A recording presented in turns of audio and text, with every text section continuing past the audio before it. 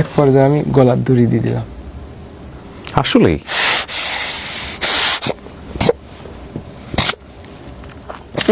বিসমিল্লাহ।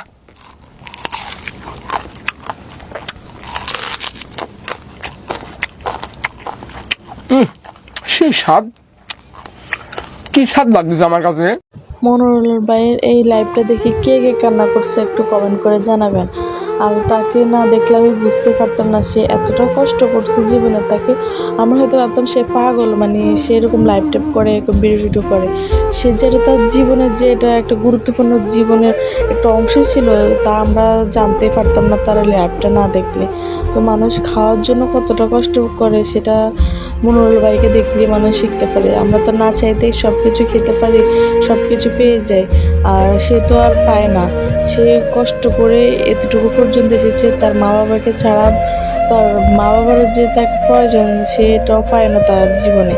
তো মা বাবার যে নানু, সেই নানু তাকে কষ্ট করে এতটুকু, শুধুমাত্র সে একটু পেট ভরার জন্য সে কী না খেয়েছে। করলা থেকে ভেন্ডি থেকে সে কচু পর্যন্ত সে খেয়েছে।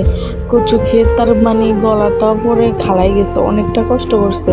তো মানুষ খিদার যন্ত্রণা যে না খেতে পারে সে জানে খিদার যন্ত্রণাটা কতটা কষ্ট। আমরা হয়তো না চাইতে খেতে পারি, তাই বলে আমরা কষ্টটা আমরা বুঝতে পারি না।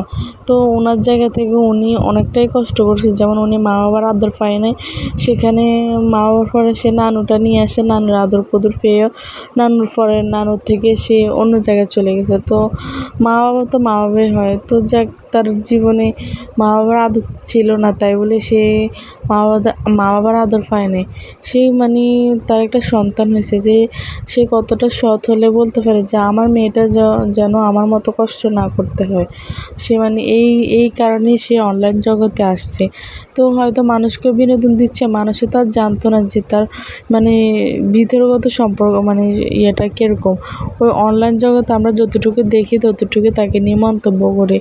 এমনকি তাকে আমরা খারাপ ভাষায় গালাগালি করতেছি, তাকে কত না খারাপ কথা বলতেছে সবাই। তো হয়তো সে কষ্টের জ্বালায়, খিদার যন্ত্রণায়, সে পেটটা ভরার জন্য সে যা পাইছে তা খেয়েছে। তো মানুষকে হয়তো উপর থেকে দেখে কাউকে কিছু বলা ঠিক না। আমরা তো যাকে যা পাই তাই বলে দিই। কমেন্ট বক্সে মানে যা মুখে আসে তা লিখে দিলেই হয়। তো মানুষ এটা কষ্ট পায় নাকি কী পায় এটা আমাদের জানার বিষয় না।